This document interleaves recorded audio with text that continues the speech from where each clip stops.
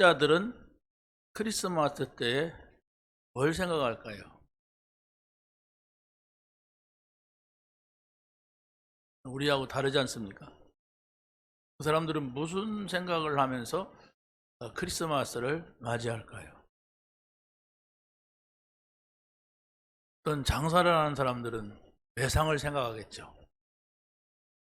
평상시 안 됐어도 크리스마스 때는 잘 될 거다. 예수를 믿든 안 믿든 믿는 사람도 그러겠죠. 그렇죠? 대목 보려고 하고. 자, 그런데 여러분들은 지나온 크리스마스 하면은 뭔 생각이 납니까?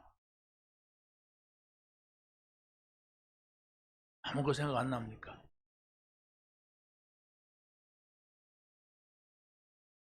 옛날에는 이게 뭡니까? 새벽송 도는 거, 과자 얻어먹는 거, 떡국 얻어먹는 거. 뭔 생각이 여러분이 가장 크리스마스가 여러분에게 왔습니까? 어제 뭐 풍선 터트리는데 막 너무 좋아하던데 그런 것이 영원히 남는다면 좀 그러지 않습니까? 네. 풍선 터트리는 것이 영원히 남는다면 넘 생일이요. 그죠? 넘 생일에 내가 좋아하는 거예요. 하나님은 그걸 원하지 않습니다. 성경은 뭐라고 선포합니까? 공방박사들은 유대인의 왕이 탄생했다 하고 저 멀리서 어떤 예물을 가지고 왔어요. 마리아에게는 성령으로 잉태되었다, 은혜 받았다, 너는 은혜 받은 사람이다 이러고 천사가 찾아와서 축하했습니다. 요셉에게도 그랬죠. 두려워하지 말아라. 네. 우리가 상상할 수 없는 일이 이루어졌기 때문에 그러는 거예요. 어떻게 그런 일이 요셉에게 오리라고 생각을 했겠습니까? 자기는 아주 순결한 여자와 약혼을 했는데 그 여자하고 행복하게 사는 그런 꿈을 꿨는데 여자가 임신했다고 하니까 얼마나 청청병력 같은 말입니까? 어떻게 조용히 끝내느냐 이러고 있을 때 천사가 찾아왔어요. 여러분에게는 정말 과연 성탄은 어떤 의미가 있는가 할 때에 하나님의 말씀이 탁 박혀 있어야 돼요. 가장 여러분에게 기대가 되고 좋은 하나님의 말씀이 여러분의 생각과 마음을 사로잡아야 진정한 성탄인 줄로 믿습니다. 자, 하나님께서 인생을 보시고 오래전에 계획하신 게 성탄이에요. 그렇죠? 그래서 뭐라 하겠습니까? 여자의 후손으로 보낼 것이죠. 그렇죠? 방주와 같이 또 가나안 땅으로 보낼 것이다. 그가 와서 피를 흘릴 것이다. 그리고 처녀가 잉태하여 아들을 낳을 것이요 그 이름을 임마누엘이라 하리라. 이 약속된 하나님의 계획이 그냥이 아니고 성령의 역사가 있었어요. 성령으로 잉태돼서 그리스도가 오신 겁니다. 이것은 뭐라 할까요? 세상에서는 우리가 이해할 수도 없고 짐작할 수도 없고 계획할 수도 없는 일이 벌어진 겁니다. 그러니까 사람들은 그렇다고 하더라 하면서 자기는 성탄을 즐겨요. 그게 불신자들입니다. 그 불신자들은 뭐 크리스마스가 뭐냐 그러면 이런 얘기 어떻게 합니까? 그냥 외상 많이 올려야죠. 이렇게 하죠. 이렇게 놀기로 했습니다. 재밌게 놀기로 했습니다. 이런 얘기를 하겠죠. 그러니까 어제 24일인데 그거 삐뚤어지게 먹고 지금 나가 떨어진 사람도 있을 겁니다. 그렇죠? 그건 넘생일이에요. 예수님의 성탄은 그게 아니란 말입니다. 오늘 찬양하는 거 보니까 처음 들어보는 찬양이네. 어린이 찬양인가? 뭔 노래인가? 내가 가만히 가사를 보니까 성탄 찬양이야. 하나님 앞에 우리가 찬양한다면 그와 같이 하나님은 기뻐하시는 것이 없습니다. 숨을 쉰다면 찬양하라겠어요. 그죠? 숨을 쉬는 인간이냐? 그러면 찬양할지어다 이랬어요. 찬양도 내 기분 좋으라고 하는 것이 아니라 하나님을 기쁘게 해드리는 찬양, 하나님을 노래하는 찬양. 그러면 그게 뭐 박자가 좀 틀려도 상관이 없어요. 어린애기가 노래한다면 박자 몇 분에 몇 박자냐 그거 안 따져요. 그냥 기뻐합니다. 그냥 즐거워요. 자, 그래서 바로 우리는 오늘 성탄의 은혜를 받은 사람들을 보면서 성탄을 통하여서 주시는 나의 은혜는 뭐냐? 이게 중요한 거예요. 나에게 은혜가 있어요. 너에게도 중요하지만 나는 이 은혜를 못 받는데 너라고 한다면 그건 종교입니다. 그래서 종교는 바로 다른 사람을 섬기라고 하고 다른 사람을 위하여 그럽니다. 우리는 납니다. 내가 은혜 받아야 돼. 그것은 욕심이 아니에요. 나하고 하나님과의 관계가 돼야 돼. 하나님이 나의 아버지가 돼야지 넌 아버지가 되는 것은 아무 의미는 없습니다. 하나님이 우리에게 그걸 원하세요. 다른 사람에게 이렇게 일어나는데 너는 이겁니다. 너의 아버지냐? 너의 성탄이냐? 네가 기뻐할 일이냐? 이것이 중요한 거예요. 나는 뭐 기쁘진 않지만 뭐 장사가 잘 되니까 크리스마스 때면 이렇다면 그것은 하나님하고 상관없는 성탄이죠. 크리스마스 되면 친구들 만나니까 뭐 재밌게 놀 수 있으니까 그렇다면 하나님하고 상관없는 세상 성탄이에요. 그 세상은 크리스마스가 문화화됐어요. 25일 날 크리스마스 그러면 아무튼 전 세계가 아무튼 들먹들먹 할 정도로 요란스럽게 되고 있습니다. 그건 문화입니다. 그렇죠? 우리는 문화가 돼서는 안 돼, 이게. 좋은 문화, 기독교 문화, 우리는 그런 문화를 만들어낸 사람들이 아닙니다. 생명입니다. 성령입니다. 능력입니다. 그렇죠? 우리는 그 생명을 얻어야 돼요. 그 생명은 성령입니다. 성령 안에서 나오는 생명이란 말이에요. 이런 의미를 우리가 가지고서 가야 된단 말이에요. 그래야 우리가 세상을 살릴 수 있고 하나님이 기뻐하시는 이 삶을 우리가 살게 되는 것입니다. 첫 번째로 보면은 의로운 사람 요셉에게 증거된 성탄입니다. 의롭다고 하는 말은 이것은 하나님이 인정하는 말이지 사람이 인정하는 말이 아니에요. 성경에서 의인이라 이렇게 했을 때는 바로 믿음의 사람을 가리켜 말합니다. 예수가 그리스도이심을 믿는 사람은 바로 의인으로 인정합니다. 왜 그렇습니까? 우리 인간의 근본 문제가 해결되는 시간이기 때문에 그렇습니다. 마음으로 믿어 의에 이르고 입으로 시인하여 구원에 이른다. 이게 하나님의 의입니다. 여러분이 구원받았다면 하나님의 의를 가지고 있어요. 그러면 누구든지 그 사람을 죄인이라고 하고 누구든지 그 사람을 지옥으로 보낼 수가 없어요. 사단이 아무리 별 난리를 쳐도 그 사람은 멸망하지 않습니다. 다만 우리에게 좀 불편한 것이 있고 어려운 것이 있을 수가 있어요. 그러나 하나님은 의인이다 이렇게 한다고. 여러분이 마음의 믿음이 중요한 거예요. 마음의 믿음이라고 하는 것은 이런 일 저런 일이 있어도 정말 우리가 말씀을 붙잡는 거예요. 예수 그리스도의 말씀을 붙잡는 거예요. 그래야만이 우리가 그 문제 속에서 문제로 당하지 않고 우리는 승리하게 되는 겁니다. 여러분이 겨자씨만한 믿음이 있다 할지라도 우리는 세상 속에서 이런 일 저런 일이 와요. 사람 때문에 오고 돈 때문에 오고 건강 때문에 오고 많은 문제 속에서 우리가 위협을 당합니다. 이러다가 죽는 것이 아닌가, 이러다가 망하는 것이 아닌가, 이러다가 창피당하는 것이 아닌가, 이러다가 큰일 나는 것. 그때가 중요한 거예요. 여러분이 겨자씨만한 믿음이 있다 할지라도 예수가 그리스도라고 하는 사실을 여러분이 떠올린다면 그거 붙잡으면 돼요.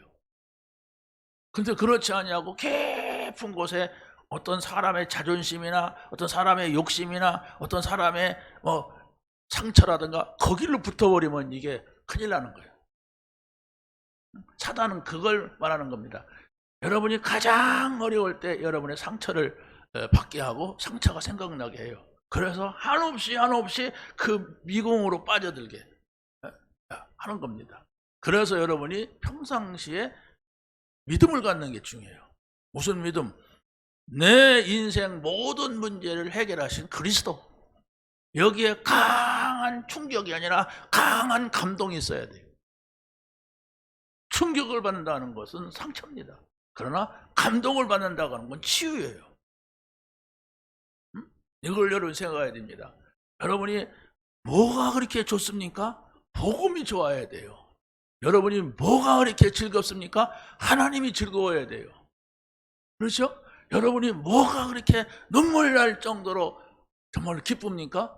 정말로 하나님의 자녀된 것이 누려져야 돼요. 그런 건 전혀 없는데 세상에서 눈물 날 일이 많고 세상에서 충격받을 일이 많고 세상에서 너무 막 웃을 일이 많다면은 그것은 다른 거예요. 다른 것이 그 사람의 생각을, 그 사람의 마음을 딱 사로잡는 겁니다. 그럴 수 있겠죠? 마약을 해도 그때는 좋으니까. 그렇죠? 마약을 하는 사람은 마약만 하면 기분 나쁘다. 그럼 누가 하겠습니까? 마약을 하면 그때는 너무너무 좋답니다. 날아갈 듯이 좋은 거예요. 근데 그 사람의 몸은 이제 병드는 거예요. 그래서 여러분은 그리스도로 즐거워야 돼요. 하나님으로 즐거워야 돼요. 그것이 여러분의 생각 속에 마음 속에 강하게 감동으로 나타난다면 여러분은 승리자가 됩니다. 근데 여러분이 교회 와서 하나님 말씀을 듣는데도 세상 것으로 감동이 오고 저 불신자가 받는 그것으로 감격이 온다면은 점점점 하나님하고는 상관없이 그게 좋은 걸 어떻게 합니까? 그게 좋은 걸 어떻게 해요? 그러나 여러분 영적인 것은 캄캄해지는 거예요. 전혀 와서 뭐 이렇게 해도 아무 감각이 없는 거예요. 아무리 하나님 말씀을 여러분의 생각 속에 담으려고 해도 너의 기쁨이 안 드는데 무슨 의미가 있겠습니까? 천사가 요셉에게 찾아와서 성령의 잉태로 그리스도가 오신 것을 증거하고 있어요. 있을 수 없는 얘기입니다, 이게. 아니, 어떻게 성령으로 잉태가 됩니까? 이라고 나왔다면 이제 끝장난 거죠. 그렇죠? 그럼 불신앙하는 사람은 그렇게 나오잖아요. 안 믿는 사람은 그렇게 나오잖아요. 도대체 이런 일이 어디가 있을 수가 있단 말이냐. 그런데 이 사람은 하나님을 믿는 의로운 사람이었어요. 그러니까 천사는 하나님이 보내신 것을 알았어요. 그러면 이제 뭐가 나오잖아요. 하나님이 보낸 천사예요. 그러니까 천사의 말을 믿어야 돼요. 믿는 거예요. 넌 누구냐? 이라고 나왔다면 어떻게 하겠습니까? 그러면 천사를 모르는 거죠. 하나님이 보낸 자를 모르는 거죠. 여러분이 오늘 예배를 하면서 이 말씀을 들을 때에 목사의 말로 들으면 큰일 나는 겁니다. 여러분에게는 하나님이 없는 거예요. 그렇지 않습니까? 누가 어떤 모자란 사람이 이 앞에서 하나님의 말씀을 듣는다면 그건 하나님의 소리가 있는 겁니다. 근데 하나님의 소리를 여러분이 듣지 못한다면 전부가 다 내 기준이에요. 이게 중요한 겁니다. 여러분은 어디에서도 하나님의 소리를 들을 수가 없어.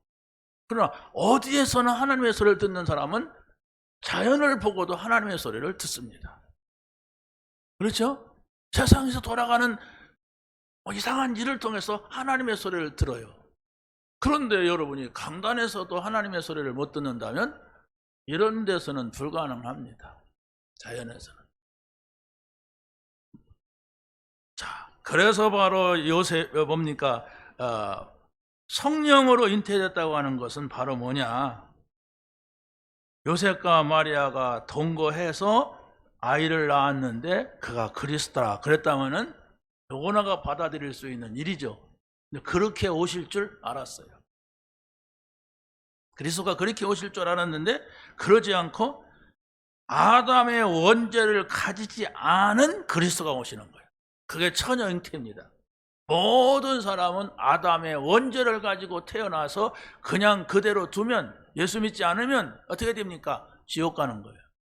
예수 믿지 않으면 사단에게 계속 당하다가 망하는 거예요.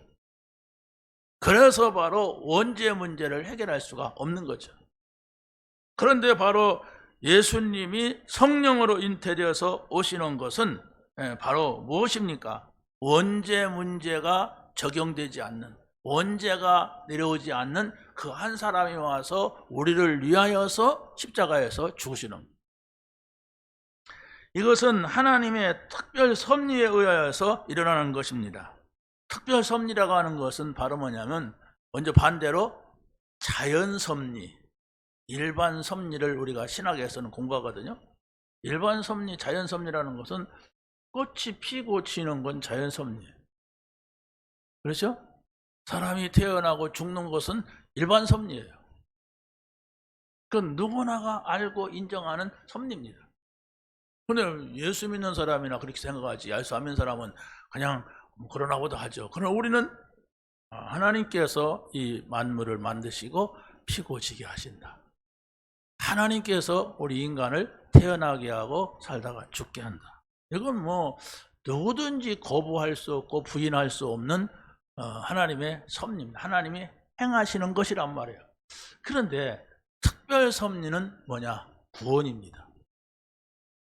이 구원이라고 하는 것은 하나님만이 하실 수 있는 거예요. 내가 아무리 여러분을 좋아해도 여러분을 구원할 수가 없어요. 엄마가 아이를 갖다가 세상 떠나게 했어요. 그러면 그건 평생 동안 그 아이에 대한 상처를 가지고 살아요. 그 아이를 잡을 수가 있다면은 어떻게 하겠죠? 안 됩니다. 자, 하나님께서 우리 인간에게 그리스도를 보내서 우리를 구원하신단 말이에요. 이걸 특별 섭리라고 그래요.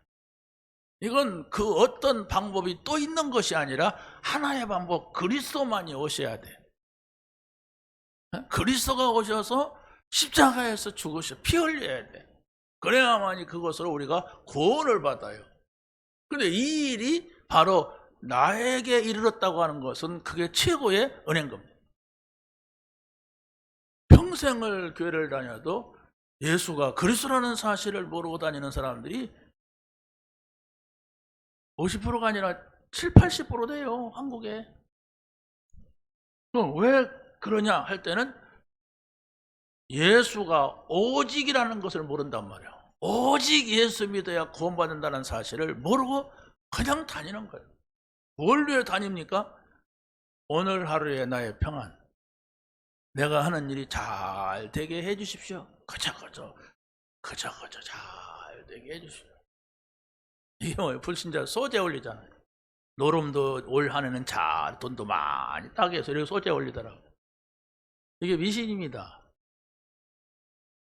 여러분이 그리스도를 알지 못하고 교회 와서 이런 생각 저런 생각하고 있다 한다면 그게 바로 종교예요. 종교는 다양합니다. 이런 종교 저런 종교, 사람을 믿기도 하고 거기서 예를 들어서 힌두교 같은 데 보세요. 온갖 잡신을 다 모아다 놓고 그게 종교라고 합니다. 좋은 일을 많이 해보세요. 그러면 저 사람은 법 없어서 살 사람이고 저 사람은 천당 갈 사람이야. 이게 종교입니다. 우리는 그렇게 말하지 않습니다. 예수 믿어야 구원받는다고 우리는 말합니다. 예수 믿지 아니하면 우리 인간의 근본 문제는 해결될 수 없다고 말하는 게 우리 복음입니다. 천사가 요셉에게 아들을 낳으면 네 맘대로 이름 짓지 말고 그 이름을 예수라 하라 이랬어요. 예수 이름만이 자기 백성을 죄에서 구원할 자이기 때문에 그렇습니다. 예수라고 하는 이름이 아니고서는 어떤 방법도 우리를 구원할 수가 없다고 하는 거예요. 그래서 요한복음 17장 11절 말씀을 우리가 한번 읽어보겠습니다. 시작. 그들은 세상에 있사옵고 나는 아버지께로 가옵나니 거룩하신 아버지여 내게 주신 아버지의 이름으로 그들을 보존하사 우리와 같이 그들도 하나가 되게 하옵소서. 예수님이 뭡니까? 십자가에 죽으시고 승천하실 것을 염두에 두고 제자들을 놓고 기도하는 거예요. 저 사람들은 세상에 더 있었고 나는 아버지께로 갑니다. 그런데 걸어가신 아버지께서 내게 주신 아버지의 이름 예수, 구약적인 언어는 여호와 이름으로 저들을 지켜주옵소서 보존하사 그랬어요. 우리와 같이 성부 성자 성령 하나님과 같이 하나가 되게 하옵소서. 12제자가 12가지 생각을 한다면 세계복음화 할 수가 없죠. 그렇죠? 하나의 생각. 그게 뭐니까 오직 예수. 이게 바로 세계복음화 하는 길입니다. 내 생각은 이렇고 네 생각은 아니요. 아무리 여러분이 훌륭하고 여러분의 생각이 기발나도 성경은 하나, 오직 예수. 아멘할 마음도 없어요? 여러분이 그게 안 되면 세계복음화 못합니다. 여러분이 많은 방법이 있다 할지라도 하나는 그걸 원하지 않아요. 오직 한 길, 그리스도. 그래서 예수님이 내가 곧 길이요, 내가 곧 진리요, 내가 곧 생명이다. 나로 말미암지 않고는 아버지께로 올 자가 있는데 내가 좀 세다. 이겁니까? 아니에요. 없다. 만약 이 사람이 그런 주장을 한다면 속죄라고 하고, 사람이 그렇게 주장을 한다면 뭐라고 합니까? 욕할 거예요. 어째 지 혼자만 잘났다고 그러느냐? 아닙니다. 하나님은 유일무이한 존재입니다. 무소부지하신 하나님이십니다. 어떤 방법이 없어요. 다른 방법이 없다고 하는 거예요. 여호와 하나님만이 인간을 죄에서 구원할 수 있기 때문에 빌립보서 2장 6절 7절에서는 이렇게 말합니다. 시작. 그는 근본 하나님의 본체시나 하나님과 동등됨을 취할 것으로 여기지 아니하시고 오히려 자기를 비워 종의 형체를 가지사 사람들과 같이 되셨고 그랬어요. 바로 예수님이 누구냐? 하나님이시다. 근데 사람의 몸을 입고 이 땅에 오셔서 사람의 모양에 오셨다. 그런 겁니다. 그래서 바로 사람들을 하찮게 보는 거예요. 그래도 죽여도 되는 줄로 알았어요. 죽이는 것이 바로 하나님의 뜻을 이루는 것인데도 그 죽음에 예수님을 죽이는 자리에 참여한 사람들은 또 저주를 받았어요. 이게 무슨 논리입니까? 이게 하나님이 하시는 일이에요. 자, 세상의 모든 이들이 예수의 이름 앞에 무릎을 꿇게 하신다 그랬어요. 빌립보서 2장 9절 10절 한번 읽으세요. 시작. 하나님이 그를 지극히 높여 모든 이름 위에 뛰어난 이름을 주사 하늘에 있는 자들과 땅에 있는 자들과 땅 아래에 있는 자들에게 모든 물음을 예수의 이름께 꿇게 하시고. 여러분이 예수의 이름은 유일한 일이기 때문에 여기에 여러분의 생각이 싹 잡혔대요. 예수의 이름은 모든 흑암을 꺾고 모든 사람을 굴복시킬 수 있는 일이기 때문에 여기에 여러분이 생각, 마음을 완전히 들여도 됩니다. 그게 복음이에요. 예수 믿는 사람은 자기네 종교만 최고라고 하느냐? 그런 얘기가 아니에요. 그건 우기는 걸 말합니다. 그렇죠? 여러분이 예수님이 누군지도 몰라면서 우리가 믿는 예수님이니까 막 우기는 거예요. 우리 교회가 최고다 하고서 막 우기는 거예요. 그걸 말하는 게 아니에요. 진리입니다. 여러분이 진정한 자유를 얻을 수 있는 것은 이 진리 대신 그리스도를 알아야 돼요. 그리스도가 나의 모든 것임을 알아야 돼요. 그래서 예수님이 뭐라고 합니까? 너희가 진리를 알지니 진리가 너희를 자유케 하리라 그랬어요. 뭐가 참된 이치인지, 인간이 살아야 되는 참 이치인지를 모른다면 그게 여러분이 자유를 줄 수. 그래서 많은 사람들은 헤매잖아요. 세상에 많은 사람들은 돈을 많이 벌면 행복할 것이다. 근데 다른 사람들이 행복한 건 보지 않고 자기가 그 자리에 가봐야 행복하지 않은 것을 알아요. 모든 대통령들이 청와대가 살아도 행복하지 않다는 것을 다 아는데 그래도 나는 가봐야 알아. 그래서 거기 가서 감옥 가는 시간표가 와야 야 이것도 아무것도 아니고 이렇게 생각을 합니다. 모든 것이 다 그래. 청와대뿐만 아닙니다. 내가 정말로 공부를 못했으면 공부를 많이 해봐요. 그곳에 가봐야 아 이것도 아니구나. 그러면 인생을 갖다가 한 5번 죽었다 살아나고 죽었다 살아나고 죽었다 살아나고 이렇게 한다면 혹 모르죠. 그런데 한 번이에요. 그래서 그 인생을 한 번 선택을 잘못하게 되면 세상 말로 아작나는 거예요. 또 해야지요. 그런 인생이. 근데 안 오는데요. 한 번 실패는 영원한 실패가 되는 겁니다. 그 성경에서는 오직 그리스도를 만나라. 만났으면은 어떻게 만났느냐? 내가 영원토록 즐거워하며 영원히 말할 수 있는 그 전도자로 살아라 이거예요. 그걸 얼마만큼 빨리 깨달았냐에 따라서 성경은 렘넌트 이렇게 말합니다. 뿌리부터 된 사람이란 말입니다. 그래서 우리가 정말 그걸 깨달아요. 아, 예수가 그리스도구나. 인생의 모든 문제 해결자구나 하는 것이 여러분의 생각 속에 마음 속에 와야죠. 바보가 아니잖아요. 우리는. 생각이 이 사람이 어디가 있느냐, 이 사람 마음이 어디 갔냐, 그게 여러분입니다. 내 생각이 오늘 어디 가자 이렇게 했다면 그게 여러분 아닙니까? 내 마음이 뭘 보면 즐겁고 뭘 보면 기분 나쁩니까? 그게 여러분 아니에요. 그게 바로 나란 말이에요. 그런데 여러분이 정말로 하나님께서 우리를 구원하셨고 하나님 나라 백성이 되게 하셨고 지금도 끊임없이 그 세상 사람들을 알지 못하는 그 비밀을 말하고 있는데 그 응답을 말하고 있는데 거기에는 여러분이 아무 감각이 없고 저 세상 걸로 감각이 있다면 아무리 교회를 다녀도 불신자예요. 근데 여러분이 가진 것도 없고 성공한 거 없어도 아, 나는 가장 소중한 영원한 하나님 나라를 가졌다.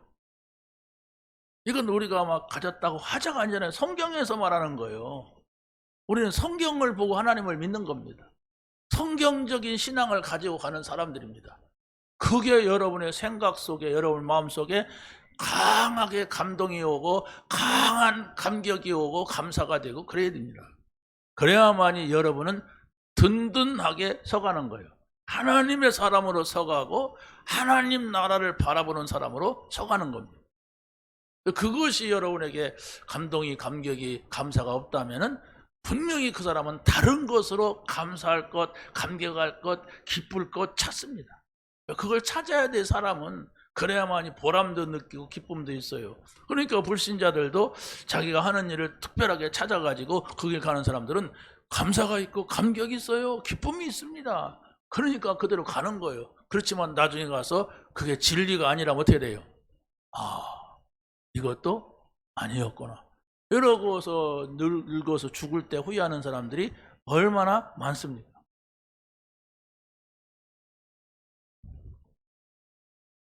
제가 수원에 있을 때 모셨던 한승설 목사님이라는 분이 계세요. 근데 오늘 아침에 우연히 카톡에서 보니 그분 이름이 나와. 그걸 보니까 2004년도에 은퇴하셨고 2019년도에 돌아가셨어. 그랬구나. 내가 대전 내려오고 한두 번 정도 찾아뵀나? 근데 그분은 아주 의지가 강한 분. 아주 자존심도 강합니다. 그러니까 옆에 가기가 별로 쉽지가 않아요. 자기가 최고니까. 근데 그 아들이 제가 있던 그 교회에 오려고 하다가 미국에서 교회를 하고 있더라고요. 한세형이라고. 그래서 이제 중고등학교 때 만났는데 아주 어른이 됐고 흰머리 나가니까 얘가 걘가 할 정도로 변화됐어요. 세월이 이렇게 갔구나. 아무리 호령하고 떠들고 주장하던 사람도 나이가 먹고 세월이 지나면 어쩔 수가 없어요. 그런 날이 누구에게나 와요. 그게 바로 자연의 섭리입니다. 하나님께서 만들어 놓은 섭리란 말이에요. 다 그렇게 흘러가요. 그런데 나에게는 그런 날이 안 올 줄 아는데 와요. 다 옵니다. 그날을 보고 우리가 사는 거예요. 그날을 보고 오늘을 사는 거예요. 그럼 오늘 우리는 내 능력이 한계가 있고 부족한데 어떻게 살아가야 된단 말이니까. 그래서 바로 왕을 보내신 거예요. 왕 필요 없습니까? 왕을 보냈다니까. 만왕의 왕으로 오시는 그리스도를 보내신 겁니다. 그러면서 우리와 함께 하시는 이름 임마누엘로 오셨다는 사실을 우리가 믿으면 돼요. 임마누엘이 바로 뭡니까? 이사야서 7장 14절 읽어보세요. 시작. 그러므로 주께서 친히 징조를 너에게 주실 것이라. 보라, 처녀가 잉태하여 아들을 낳을 것이요 그의 이름을 임마누엘이라 하라. 자, 보세요. 임마누엘은 하나님이 우리와 함께 하신다는 말입니다. 그 하나님이 누구신가를 모르면 우리가 거부할 수도 있어요. 그렇죠? 우리가 복음을 전하고 영접하시겠습니까? 나중에 하겠습니다. 저는 안 하겠습니다. 이렇게 말하잖아요. 왜? 지금 그 사람이 하나님이 오신다는 걸 거절하고 있어요. 왜? 아직 그가 이해가 안 됐어. 그 하나님이 사울과 같이 막 땅에 엎어놓고 발로 밟고 눈도 멀게 하고 그렇게 들어가신다면 안 되죠. 네, 그런 하나님은 우리에게 인격적인 하나님이 아니에요. 그런데 사울 같은 경우는 그래 하지 않으면 도저히 안 돼. 사람을 너무 많이 죽이고 감옥에 갖다 놓고 또 그러려고 그래. 그래서 하나님의 시간표가 온 겁니다. 모든 사람 다 그렇게 한다면 다 눈 멀고 다 병신되고 막 다 그렇죠. 그런데 바로 하나님은 우리의 생각을 주었고 우리의 마음을 주었고 우리의 결정권을 줬어요. 이걸 또 준 걸 사람들은 시비를 해요. 왜 자유를 줘가지고 에덴 동산에 선악과 따먹게 했냐 말이에요. 그러면 기계로 만들어. 쩡쩡쩡쩡 가서 쳐다보기만 하고 돌아서 이렇게 버튼만 돌리면 다 움직여. 그러면 그게 사람이니까 로봇이지. 절대로 사람을 하나님 로봇으로 만들지 않고 우리 생각에, 마음에, 선택과 결정과 이런 걸 줬어요. 그런 걸 준 게 자유잖아요. 그래서 우리는 민주주의가 아닙니다. 자유민주주의예요. 자유가 있는 민주주의예요. 그걸 저 북한에서는 자유란 말을 빼고 그냥 민주주의.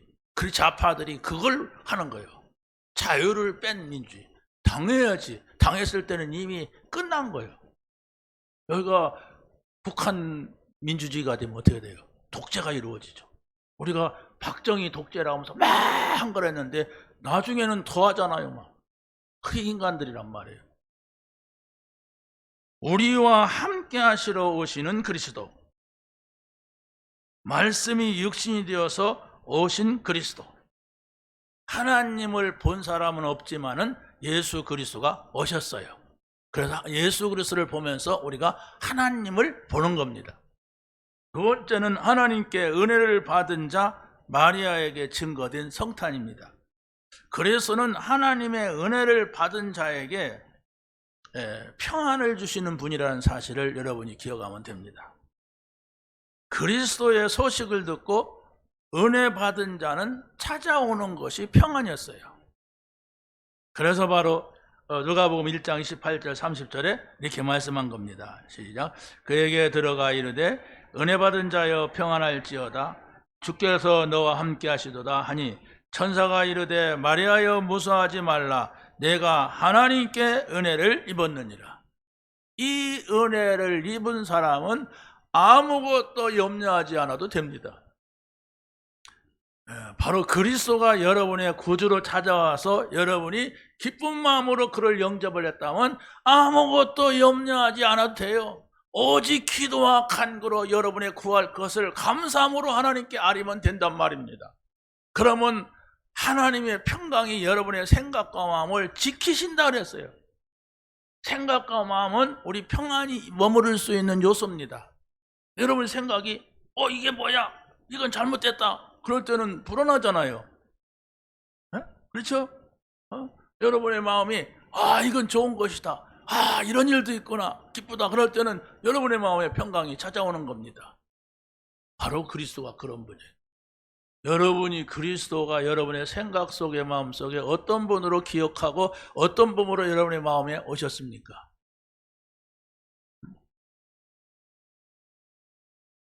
예수님께서 부활하셔가지고 제자들에게 주고자 하는 것이 은혜와 평강이었습니다. 읽어보세요. 20장 시작. 예수께서 또 이르시되 너희에게 평강이 있을지어다. 이 말씀을 하시고 그들을 향하여 숨을 내쉬며 이르시되 성령을 받으라. 요한복음 20장 21절 22절이었습니다. 예수님이 부활하셔가지고 오셔서 성령 받으라. 아니 평강이 있을지어다 그러더니 성령 받으라. 그리고 또 평강이 있을지어다. 평강은 평안입니다. 평화입니다. 같은 단어들이에요. 여러분이 마음에 참 평안을 얻기를 원하신다면 바로 예수님을 모시세요. 나 예수님을 모셨는데 여러분의 주인으로 모시세요. 난 주인으로 모셨는데 그러면 늘 그분과 함께 동행하세요. 주인이라고 하면서 주인 양반 가만히 계세요. 내가 알아서 돌아다니다가 올 테니까. 이러니까 그렇지. 그렇죠? 내가 모든 것 일거수일투족을 다 그분에게 묻고 그분의 생각을 기다릴 줄 안다면 여러분의 마음에 평강이 올 겁니다. 왜냐하면 사람을 만나야 되고 일을 해야 된다고 할 때 내가 능력이 있으면 모르는데 능력이 없을 때는 이것이 부담되고 저것이 부담되고 이럴 수가 있어요. 그런데 내가 그분한테 물을 수 있는 시간이 있다면, 그분의 결정을 기다릴 수 있다면, 그분이 말씀하시는 걸 내가 들을 수 있다면 아무것도 염려 안 해도 돼요. 왜? 그분은 완전한 분이기 때문에 그렇습니다. 그분은 하나님이기 때문에 그렇습니다. 그렇죠? 예수는 하나님이란 말이에요. 그게 여호와란 말입니다. 여호와, 하나님. 그 말이 이제 신약에서는 예수 그리스도가 된 거예요. 믿으시기 바랍니다. 여러분이 결단을 해야 돼요. 다른 데 결단해도 이거 결단하면 여러분에게 계속 문제를 가져다주는 흑암이 꺾여요. 여러분 가정, 개인, 가문의 역사는 왜 나에게는 이런 일이 계속될까? 왜 우리 집안에는 이런 일이 계속 올까? 그 문제가 해결되는 길이 예수가 그리스도시다. 다 이루었다고 하시는 그 예수님의 말씀을 붙잡아요. 아니 그분을 모셔야 돼요. 주인으로 모시면 됩니다. 내가 모든 것을 말하면 되겠구나. 내가 모든 걸 털어놓으면 되겠구나. 그런 분으로 모셔야 돼요. 내가 이걸 말할까 말까. 그게 아닙니다. 내가 이런 걸 말할까 말까 하는 사람은 없을 거예요. 그런데 내 생각이 빠지면은 내가 주님을 생각을 못 한단 말이에요. 이런 한계들을 여러분이 꼭 넘어갈 수 있기 바랍니다. 그래 문제가 와도 혼자 울고 있거나, 그래 문제가 와도 혼자 고민하고 있다. 그렇게 문제가 오는데 막 미워하고 있다. 그래 문제가 오는데 다른 생각만 하고 있다. 이런 분에게 이렇게 말씀하세요. 예수 믿으세요. 예수 믿어야 돼요. 안 믿기 때문에 지금 고민하고 있고 혼자 갈등하고 있고 혼자서 그 생각을 하고 있는 겁니다. 내가 몇 년 다니는데 몇 년 다닌 거 필요가 없습니다. 내가 누군데 목사라도 필요가 없어요. 하나님 앞에서는. 그 고민하고 있는 한, 그 갈등하고 있는 한, 그 염려하고 있는 한 안 믿는 걸 어떻게 합니까? 나한테 맡기라고 했잖아요. 맡기라고 하면 맡겨야 돼요. 그래야만이 여러분이 평안을 얻게 됩니다. 자유를 얻게 되는 겁니다. 하나님의 은혜를 입은 자는 하나님 나라가 임하게 됩니다. 누가복음 1장 32절 한번 읽어보겠습니다. 주 하나님께서 그 조상 다윗의 왕위를 그에게 주시리니 영원히 야곱의 집에 왕으로 다스릴 것이라. 그 나라가 무궁하리라.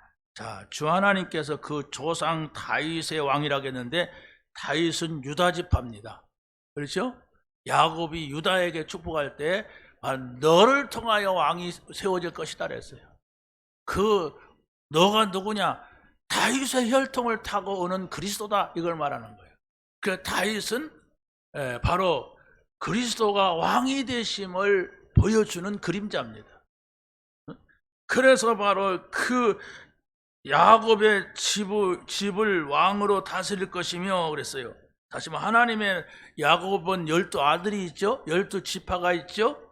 그게 바로 하나님 백성을 말하는 겁니다. 하나님 백성이 거기에서 이루어지잖아요. 이 12아들들을 통하여서. 그래서 그 나라, 그가 다스리는 그리스도가 오셔서 유다 지파를 통해서 오시는데 그가 다스리는 나라는 영원하고 무궁하리라 그랬어요. 영원한 거예요. 없어지지 않는 나라입니다. 그 나라로 들어오란 말입니다, 여러분이. 그게 바로 뭡니까? 그 나라가 어디 있어요? 어디 있는데 들어오라고 합니까? 그분과 함께 하란 말입니다. 그 나라는 그분이 주인이에요. 그럼 그분을 주인으로 모시란 말입니다. 그게 하나님의 나라입니다. 하나님의 나라는 눈에 보이는 나라가 아닙니다. 만약 눈에 보이는 나라를 우리에게 준다면 미국 시민권 얻기도 얼마나 어려운지 몰라요. 그렇죠? 우리가 남의 나라에 가서 시민권 얻는 게 얼마나 어려운데, 그런데 우리는 어떤 세상의 조건을 가지고 그 나라를 얻으러 간 것이 아니라 예수님이 그리스도로 믿는다면 성령께서 오셔서 우리에게 하나님 나라를 이루게 하시는 거예요. 그걸 믿으면 돼요. 아, 예수님이 그리스도시다. 그분을 영접하면 하나님의 자녀가 된다. 하나님의 자녀는 하나님 나라 살아야죠. 하나님의 자녀가 자꾸 너의 나라에 살으니까 문제가 오는 거죠. 여러분이 하나님의 자녀 같다면 하나님 나라, 하나님을 왕으로 모시고 사는 나라. 그럼 어떻게 살아야 됩니까? 그냥 살면 되는 게 아니라 그 나라에 의무가 있어요. 그렇죠? 우리나라 삶은 뭐 교육의 의무, 국방의 의무, 납세의 의무 이런 게 있잖아요. 그걸 안 지키면서 대한민국에 살러 가면 대한민국 사람으로 살 수가 없어요. 분명히 대한민국에 태어나서도 세금 안 내봐요. 감옥까지. 교육 안 받아봐요. 안 되잖아요. 군대 안 가봐요. 안 되잖아요. 이런 의무를 다해야 된단 말이에요. 그러면 하나님의 나라는 국방의 의무도 아니고 납세의 의무도 아니에요. 바로 하나님을 모셔라. 너의 마음에 모셔라. 너의 삶에 모셔라. 내가 모셨지. 그건 우기는 거예요. 맨날 고민하면서, 맨날 염려하면서, 맨날 세상 방법으로 따라가면서 하나님을 모셨다고 하는 건 우기는 거란 말이에요. 우긴다고 나라가 이루어지는 게 아니에요. 모시세요. 여러분의 마음의 생각 속에 항상 연결하세요. 여러분이 이렇게 나와 있어도 여러분의 집에 어떤 중요한 일을 하려면 남편이 까다롭든 뭐 안 믿든 간에 남편 생각합니다. 왜? 같이 사니까. 그렇잖아요. 그래야 살지 개무시한다고 생각해보세요. 에이씨, 그러고서 아무나 해 있든 말든 그러면 못 삽니다. 그럼 하나님이 왕으로 오셨는데 여러분이 아무 의식이 그분에게 없어. 그냥 말은 해. 같이 이렇게 올리려니까 말은 하지만 결정적으로 쓰는데 감정이 없어. 내 의식이 없어. 그럼 어떻게 됩니까? 내가 자꾸 이탈하는 거야. 나라를 이탈하는 거야. 나라를 회복하시기 바랍니다. 주인을 회복하는 거예요. 나라를 회복하시기 바랍니다. 왕을 회복하는 거예요. 나라를 회복하시기 바랍니다. 그분과 함께 하는 거예요. 이것이 바로 여러분의 정말 새해가 되었으면 좋겠습니다. 세 번째는 하나님의 뜻은 하나님의 생명이 마리아에게 임하는 겁니다. 하나님의 생명의 말씀으로 우리 가운데 임하시고 그 말씀을 성취해 가시는 겁니다. 요한일서 1장 2절에 보면 이렇게 말씀합니다. 시작. 이 생명이 나타나신 바 된지라. 이 영원한 생명을 우리가 보았고 증언하여 너희에게 전하노니 이는 아버지와 함께 계시다가 우리에게 나타나신 바 되시니시라 그랬어요. 예수입니다. 그렇죠? 하나님은 예수님은 아버지와 함께 계시다가 우리 눈앞에 보이는 존재로 나타나신 것입니다. 자, 그래서 요한일서 5장 13절에서 이렇게 말씀합니다.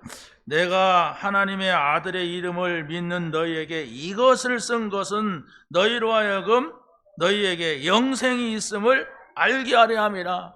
이것이 뭐예요? 성경을 쓴 것은, 이것이 뭡니까? 말씀을 주는 것은 너희에게, 믿는 자에게 영원한 생명이 있다.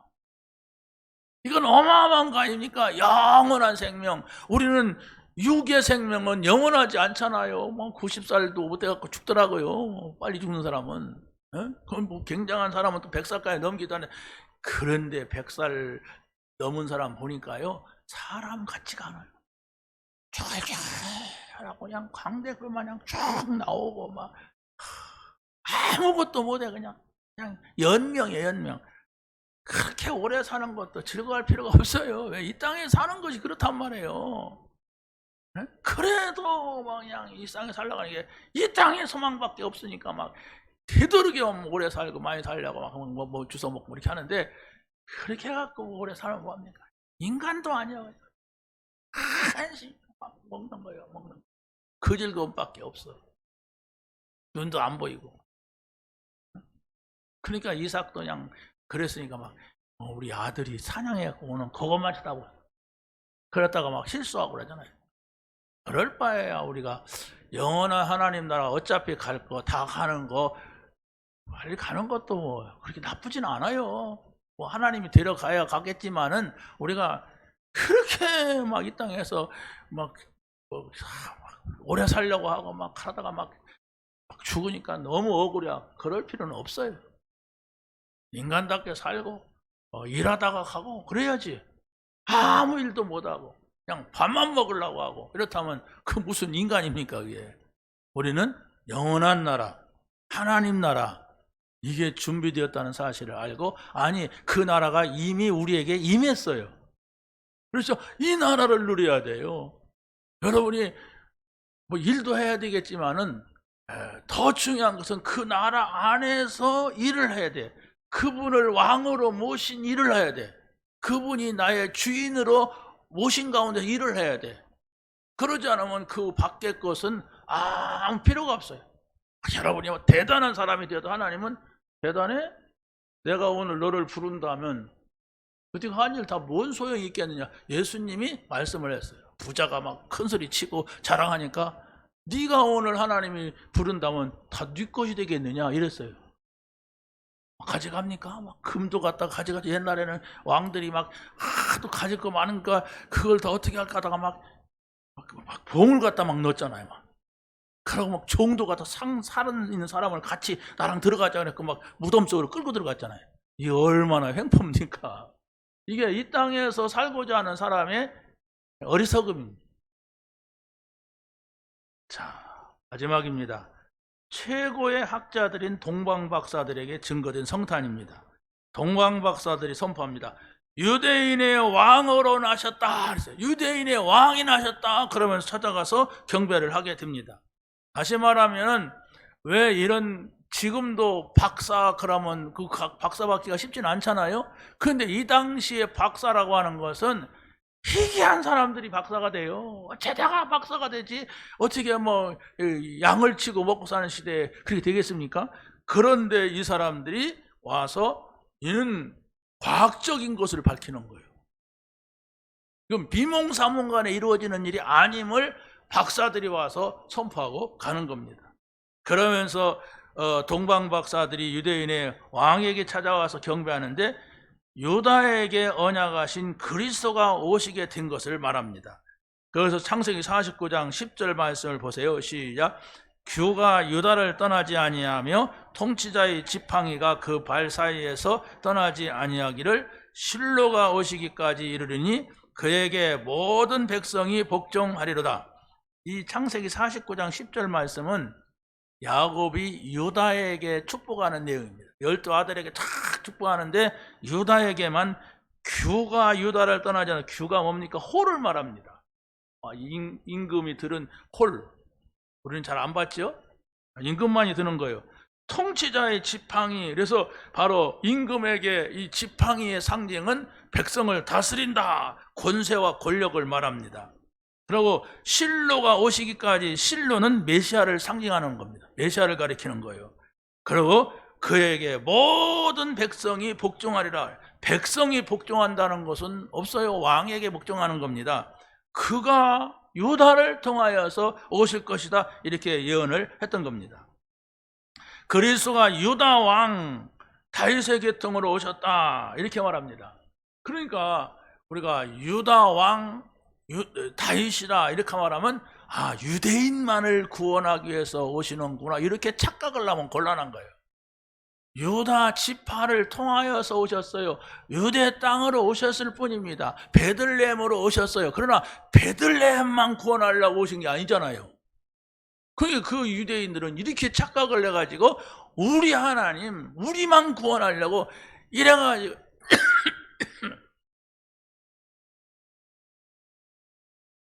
유대인들이 예수님이 오신 지가 무려 2000년이 지났는데도 아직도 하나님만 믿고 있어.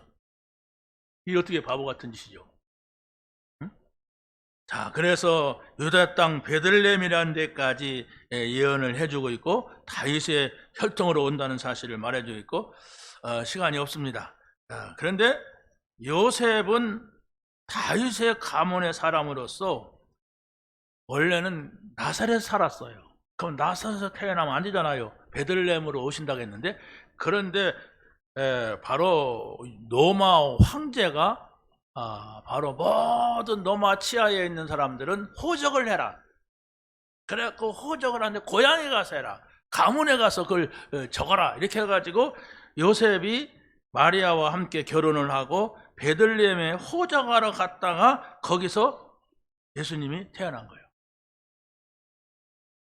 잘못했으면 베들레헴에서 못 태어날 뻔했죠. 그런데 로마의 황제가 하는 일인데도 하나님이 그것까지 움직여가지고 바로 이 베들레헴에서 태어나도록 이렇게 하신 거예요. 이게 하나님의 방법이죠. 절묘하게 하나님이 이 모든 역사와 사람과 일을 움직여 가신다, 이겁니다. 자, 그래서 마지막으로 동방 박사들이 아기 예수께 경배하면서 법회함을 드렸는데, 그게 바로 뭐냐? 황금과 유향과 모략을 드렸다 그랬어요. 황금은 바로 영원히 변하지 않는 신성한 본성을 말합니다. 이 그리스도는 영원히 변하지 않는 하나님이시다, 이걸 말하는 것이고, 또 유향을 드렸다는 것은 향품이거든요. 부활의 향기, 모든 사람들의 이 살리는 생명의 향기. 우리가 봄 냄새라고 있잖아요. 봄 냄새. 봄 냄새는 모든 만물이 막 소성하는, 살아나는 이런 향기를 말합니다. 그리고 모략을 드렸다고 했는데, 이 모략은 누굽니까? 니고데모가 예수님의 시체에다가 바른 모략입니다. 썩지 않게 보존하는. 썩어버리면 부활할 수가 없을 수 있잖아요. 그러니까 썩지 않는 그 방부제 역할을, 모략을 드렸던 것입니다. 이게 바로 그리스도의 오신 증거들입니다. 여러분이 성탄절로 끝나지 마시고 성탄절을 통하여서 나의 왕을 정하세요. 왕이라고 하는 건 절대 권세를 말합니다. 나는 그분 앞에서 이의가 있으면 안 돼요. 왕은 그렇습니다. 왕의 말은 법입니다. 그래서 나는 그 완전하신 왕 그리스도를 따르겠다. 그분의 말씀을 따라가겠다. 그분의 말씀대로 살겠다. 나의 영원한 주인이 그리스도시다. 이렇게 여러분이 정하고 한 해를 산다면은 이번 크리스마스가 최고의 크리스마스가 될 줄로 믿습니다. 하나님 감사합니다. 오늘 주신 말씀을 붙잡고 이 말씀이 우리 삶에 적용되고 실천되고 아버지 하나 성취되는 말씀이 되게 하여 주옵소서. 우리 주 예수 그리스도의 이름으로 기도하옵나이다. 아멘.